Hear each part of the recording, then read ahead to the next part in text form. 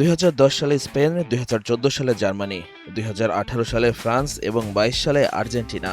গত 4টি বিশ্বকাপের চ্যাম্পিয়ন নিয়ে ইএ স্পোর্টসের পূর্বাভাস মিলেছে শতভাগ। সেই ইএ স্পোর্টসই এবার 2026 বিশ্বকাপের চমক জাগানো এক ভবিষ্যৎবাণী দিয়েছে, যা কোটি ফুটবল ভক্তদের মধ্যে আলোড়ন সৃষ্টি করেছে। আজ রাতে নিউ জার্সির মেটলাইফ স্টেডিয়ামে 2026 বিশ্বকাপ ফাইনালের মহারণে মুখোমুখি হবে ফুটবলের দুই পরাশক্তি স্পেন এবং আর্জেন্টিনা। তার আগে গোটা বিশ্বের ফুটবল ভক্তদের মনে এখন একটি প্রশ্ন, মেসি নাকি ইয়ামাল, কার হাতে উঠবে বিশ্বকাপের সোনালী ট্রফি? রেইনবো অ্যাক্রোপ্লাস্টে অ্যাক্রিলিক এমালশন থাকায় মুছে ফেলা যায় যে কোনো দাগ সহজেই। রেইনবো পেইন্টস, কালার অফ জয়।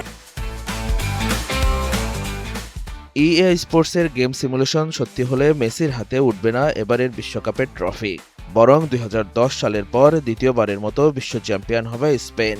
একই সঙ্গে টানা দ্বিতীয়বার বিশ্বকাপ জয়ের আর্জেন্টিনার স্বপ্নও ভেঙে যাবে। এই পূর্বাভাসের কারণেই বিশ্বজুড়ে চলছে নানা আলোচনা সমালোচনা। কেননা 2010 সালে ইএ স্পোর্টস ভবিষ্যৎবাণী করেছিল শিরোপা জিতবে স্পেন, আর তা মিলে যায় শতভাগ। শুধু তাই নয়, ইএ স্পোর্টসের ভবিষ্যৎবাণী মিলে যায় 2014 এবং 18 বিশ্বকাপেও। আর সবশেষ 2022 বিশ্বকাপে করা লিওনেল মেসির আর্জেন্টিনা জিতবে শিরোপা, সেটাও নির্ভুল করে ইএ স্পোর্টস। টানা 4 বিশ্বকাপে শতভাগ মিলে যাওয়া ইএ স্পোর্টসের সুপার কম্পিউটার এবার এগিয়ে রাখছে স্পেনকে।